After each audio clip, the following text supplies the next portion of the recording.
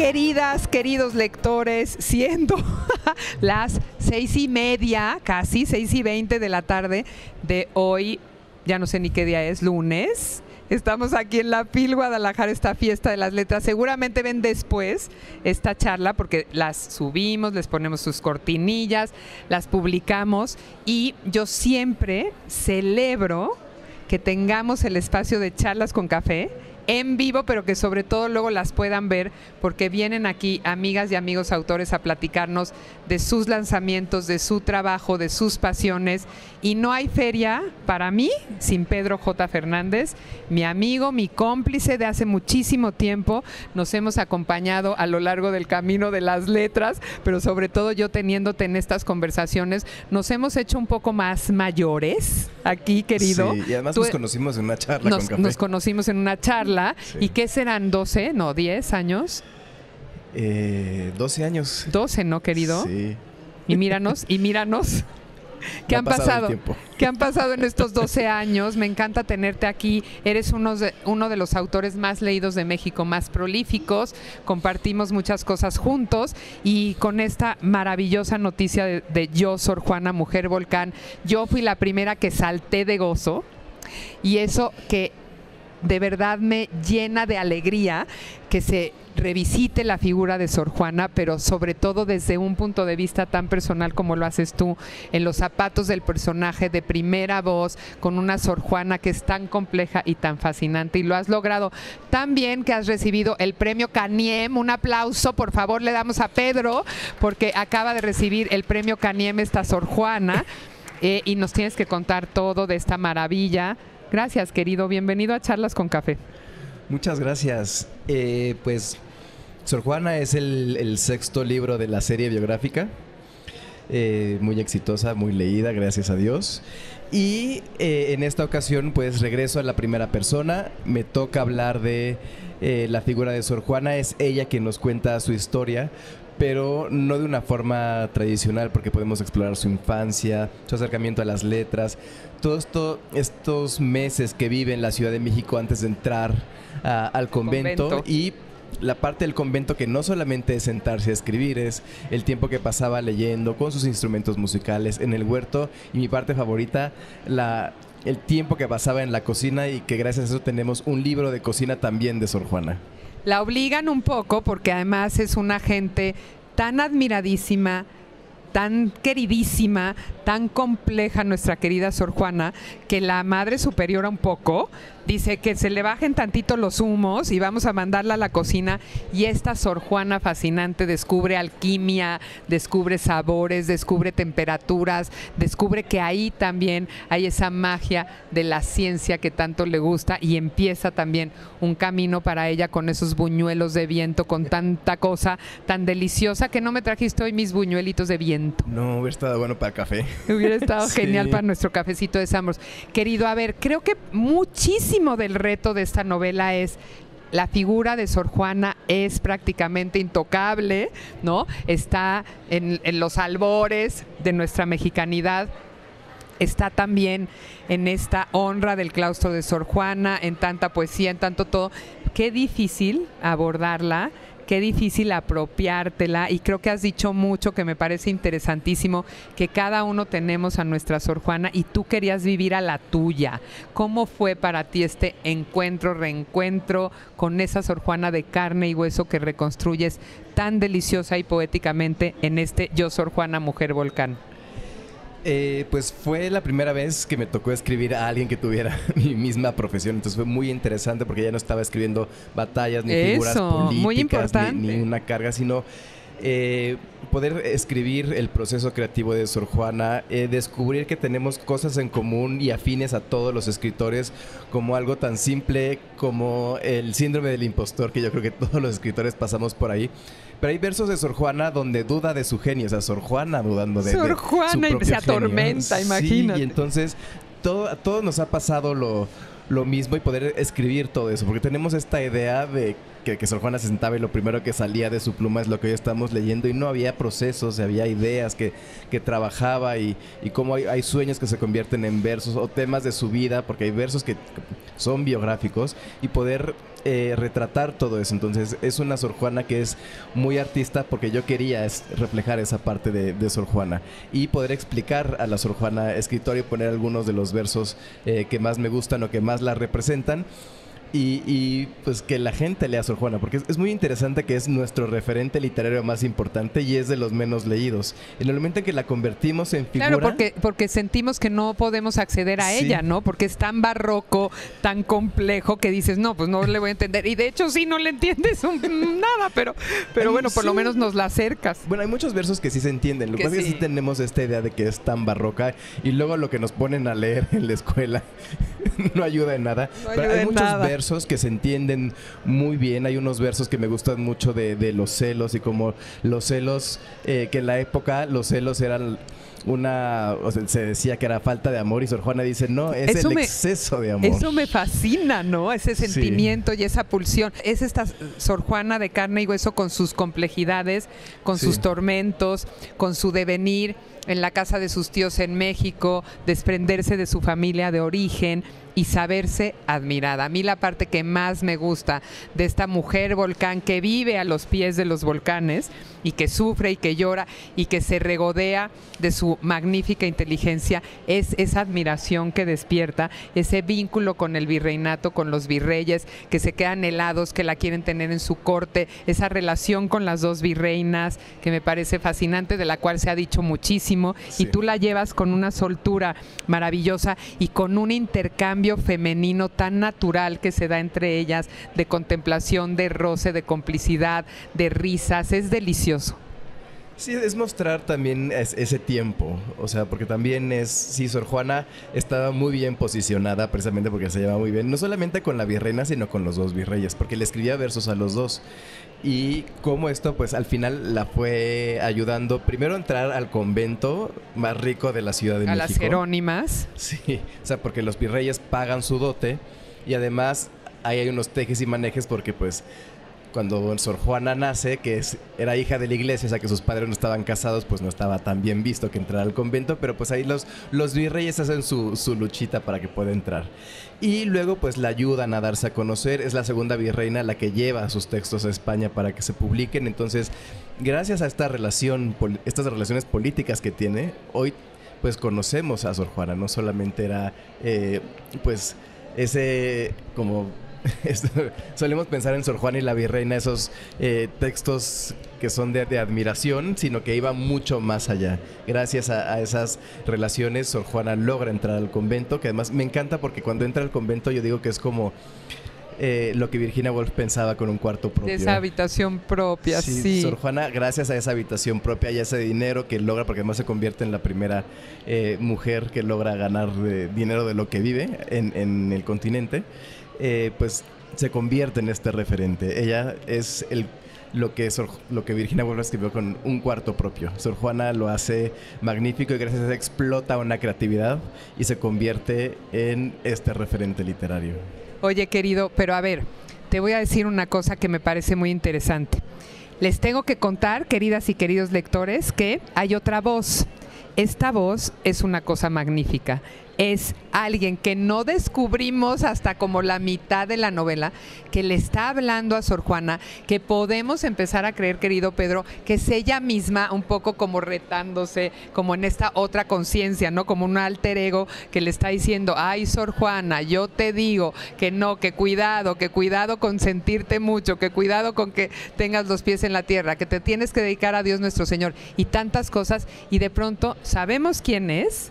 Juega un papel fundamental y acompaña a Sor Juana en toda la novela, justamente como esta conciencia, como este Pepe Grillo, que le quiere transmitir algo de lucidez, que la quiere frenar, que quiere contrastar su genio, y me parece que lo lograste maravillosamente bien. ¡Qué bárbaro! Quiero leer un poquito, pero dinos cómo llegaste a esta idea.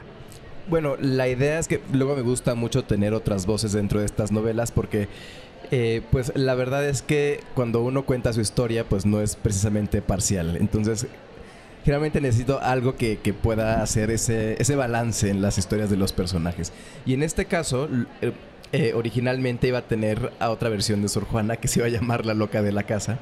Tenía unos capítulos ya escritos donde Sor Juana se contesta a sí misma y se está cuestionando, pero me pareció que era mucho más prudente trabajar con esta figura de amor-odio que siempre la acompañó a lo largo de su vida, que es la figura del confesor.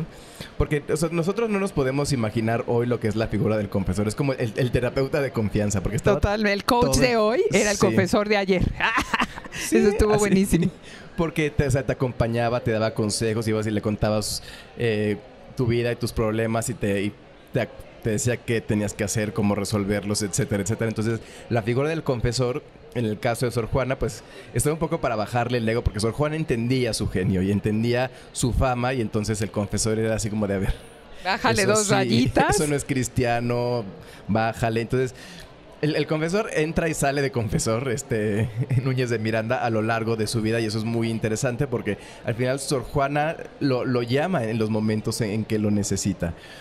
Y es este confesor el que finalmente logra que Sor Juana pues mantenga los pies en la tierra, al menos gran parte de su vida. Entonces era importante que cuando Sor Juana no quería contar algo o no lo contaba tan completo como era necesario, pues el confesor llegaba y era así como de, no se te olvide que pasó esto, o no se te olvide que tienes que contar lo otro, que me pareció importante porque así podemos conocer mejor la historia de Sor Juana. Totalmente, les voy a leer un poquito de esto. El brillo de tus ojos negros te delataba, pero no podías engañar a nadie, Juana Inés, porque cada vez que caminabas frente al Palacio Virreinal te detenías un momento con tus grandes ojos tristes a imaginar que tú eras una de las siluetas que se movían en la ventana y que acudían a la tertulia de los virreyes. Muchas veces te imaginaste a los virreyes a quienes no conocías en persona, parecidos a las ilustraciones que alguna vez descubriste de los reyes católicos, porque si de España venían, deberían ser como Isabel y Fernando.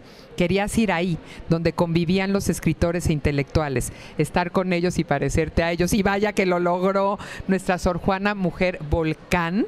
Esta mujer volcán, me encantó cuando leí el manuscrito y fue Mujer Volcán. Cuéntanos un poco, no solo a las faldas de estos volcanes, sino cómo ella bulle, ella sabe que es ese fuego y se tiene también que regular. Es una Sor Juana que sí está muy consciente de esas pulsiones, pero yo también creo que le encantaba, que sabía mucho así como que quién era ella y lo tenía bien claro y se regodeaba en ello. No, disfrutaba su fama, o sea, tenía una vida, encerrada en el convento, tenía una vida social más activa que muchos de nosotros, porque Sor Juana recibía en el locutorio a toda la gente importante de la ciudad, le daban regalos, le enviaban cartas de toda la Nueva España, las contestaba. O sea, Sor Juana era una mujer famosa que disfrutaba y aprovechaba su fama. Entonces, pues también sabía que el genio, o sea, cuando se dio a conocer su genio, pues las consecuencias pues fueron importantes para ella y supo aprovecharlas.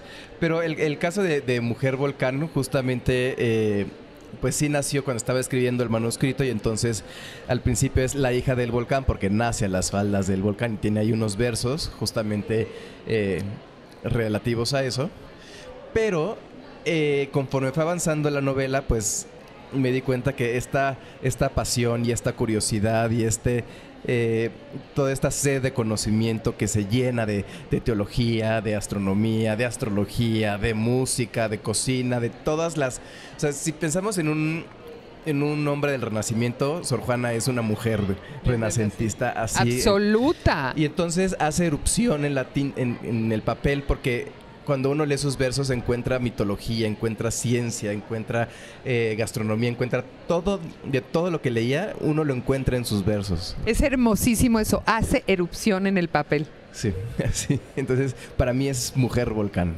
Oye, cuando hace este arco para recibir a los nuevos virreyes, todo lo que cuenta, que es bastante pagano, y el encuentro con esta oposición a lo religioso, que lo único que quería hacer era regodearse en lo que ella sabía, y además confrontar, ¿no? Ciencia, fe, culturas prehispánicas, ¿no? Lo indigenista, lo profundo de nuestras raíces culturales, brillante. Sí, y además lo escandaloso, porque compara al virrey con Neptuno. Porque, ¿qué tal? Sí, es el Neptuno, es el Neptuno alegórico. El Neptuno alegórico. O sea, está haciendo referencia a Neptuno porque, pues claro, la Ciudad de México estaba construida sobre un lago, pero entonces sí hace referencia a culturas prehispánicas, a la mitología prehispánica, y entonces, pues, para los religiosos de la época es, ¿qué hace esta monja tomando personajes profanos? Exacto. Cuando para recibir al virrey tendríamos que pues hablar de nuestros santos y de Dios, y para recibirlos justamente casi como si fuera una bendición, y entonces llega Sor Juana con todas estas figuras que además uno lo lee ahorita y es brillante, pero en ese momento es escandaloso y ella lo disfruta. Súper escandaloso, pero además como lo que es increíble es que va venciendo Sor Juana a todos por su genialidad. Se rinden a sus pies, querido Pedro, porque les deja todos helados. Yo creo que no entendía la mitad de quienes la seguían nada, y la otra mitad se quedaba súper sorprendida de esa genialidad, que de hecho una parte importantísima es cómo se prepara Sor Juana para defender lo suyo, porque la están calificando para ver si puede educar a María Luisa, la hija de los virreyes. Ah, sí. Y entonces tiene que defender ante todos estos hombres necios que acusáis a la mujer sin razón, y está también eso, su genialidad a flor de piel, y lo sabe y cuida cada palabra, y la retan y la ponen ahí como, ¿cómo se dice esto? Vulnerable, porque la ponen a prueba. Y esta mujer es una cosa maravillosa lo que logra. Sí, no, la ponen a juicio los hombres más importantes de la ciudad, y las preguntas no solamente eran para pues ver si sabía o no sabía. Había ciertas preguntas que le hicieron un poco para tentarla, ¿no? Le preguntaban sobre pues temas de astronomía. O sea, pensemos que en la época en la que le hicieron este juicio, la idea adoptada del universo era que pues la Tierra estaba fija y era el centro del universo, mientras en Europa se estaban peleando por las teorías de Galileo y Copérnico. Entonces, cuando meten esos libros a este índice de libros prohibidos, pues llegan a América, y Sor Juana los leía. Entonces, pues cuando le preguntan eso, pues dice, bueno, esta es la idea que tenemos hoy, pero estos señores proponen esta otra idea. Exacto. Que seguramente sí lo creía, nada más que juega con cómo presenta esas ideas. Y Sor Juana va a seguir leyendo de astronomía el resto de su vida. O sea, siempre está buscando las nuevas ideas científicas. Me encanta eso. La obra de teatro creo que también es un punto importantísimo, que además ella pide. Imagínense a alguien que está en el encierro y no puede ver su obra de teatro y necesita que le digan cómo fue, ¿no? ¿Qué pasó? Y entonces ahí también ves una genialidad de Sor Juana en la teatralidad, en el escenario, y regodeándose de eso, ¿no? Sí, porque además decide escribir una comedia. Que son esta de la casa, ¿cómo es? No, ¿cómo es la obra? Los enredos de una casa. Los enredos de una casa, exacto. O sea, decide escribir comedias de enredos, que es muy interesante porque está explorando diferentes géneros. O sea, los géneros de la época, porque escribe villancicos. Los visitó todos, sí, ¿no? Es muy interesante porque está todo el tiempo también experimentando. Igual a la distancia no la vemos como una escritora experimental, pero sí está experimentando con los géneros y con las palabras. Tiene un villancico que me gusta mucho, que es Este edificio célebre, y está jugando todo el tiempo con esdrújulos, todos los versos. Entonces también se permite que ella juega con personajes, juega con las mismas palabras, juega con todo esto, y por eso es tan es experimental. Para las nuevas generaciones, querido Pedro, a ver, esto me parece importantísimo. Las letras de Pedro, la investigación histórica, el completar los huecos de la historia con la ficción, también hace, creo yo, y aquí están unas chavas que nos lo podrán decir, que las nuevas generaciones conecten con una Sor Juana mucho más de carne y hueso, mucho más real, que se queden maravilladas con lo contemporánea que es, con lo avanzada de su tiempo, con lo vigente que es hoy. Y a mí me fascina eso, ¿no? Que las nuevas generaciones están acercándose a esta Sor Juana ultra femenina y feminista, ultra visionaria, y están encontrando algo, ¿no? Un mensaje, un sentido, ¿no? Y quieren estudiarla y quieren explorarla y quieren recrear ese universo suyo. Y por eso creo que también el premio viene de maravilla, porque es un estímulo para decir, Sor Juana está vigente hoy, léanla. Sor Juana está muy vigente hoy. Yo digo que a lo largo de la historia Sor Juana se va perdiendo y va renaciendo. Yo creo que ahorita está renaciendo Sor Juana de nuevo. Y que pues con cada generación pues le llaman la atención ciertos versos. Igual para cuando yo escuché por primera vez los versos de los hombres necios ya estaban un poco gastados, pero ahorita están resurgiendo y parece que se escribieron hoy. No, es que parece que es nuestro estandarte, querido Pedro, o sea, ya es, ¿no? Y esto también creo que quitar lo monográfico, quitar el billete. ¿De cuánto es el billete de Sor Juana? Ahorita de 100. De 100, quitar el billete y decir qué hay atrás, ¿no? ¿Qué de esto se queda? También de nuestra identidad, de nuestra manera de ser mexicanos y mexicanas hoy, ¿no? Estamos en esta era femenina que ya nos merecíamos, querido Pedro, en esta determinación, pisando fuerte y de repente decir, también Sor Juana nos acompaña y nos permite que nosotros nos sirvamos de este discurso de ella para decir, somos esto y queremos más, somos estas mujeres y quienes nos inspiran, ellas, personas como Sor Juana. Totalmente, y Sor Juana todavía, aunque no la leamos tanto, que yo, parte de esta novela es vamos a sacar a la monja del billete, es la idea que yo tenía de vamos a quitarla de este icono, vamos a empezar a leerle, vamos a conocer su vida. También es entender que nos habla, que tiene mucho que decirnos, que sigue vigente, y que en su momento que se le llamó el Fénix de América es eso, porque es ese fuego que renace y que al final, si hay una madre de la literatura mexicana, es Sor Juana. Entonces, todos los escritores al final somos hijos y herederos de la obra de Sor Juana. Entonces, tenemos que leerla y tenemos que seguirla descubriendo. Y hay versos que valen muchísimo la pena, aunque no sean tan fáciles. El primero sueño, cuando yo lo leí, dije, estoy decidido a entenderlo. Y entonces me senté yo en mi sala, estaba solo en mi casa, me abrí una copa de vino, una botella de vino y dije, aunque me tarde 2 horas, voy a leer y voy a entender el primer sueño. Y valió muchísimo la pena, es algo que disfruté mucho. Me tardé 1:30 con el vino, pero valió mucho la pena darme el tiempo de vivir y disfrutar a Sor Juana, porque en la época de la inmediatez estamos esperando que leamos los versos y los entendamos a la primera, y hay versos que, pues igual, si te tardas media hora con unos versos y te siguen, y los sigues leyendo y te siguen dando y dando y dando, y son versos de 10 lecturas, pues date la oportunidad.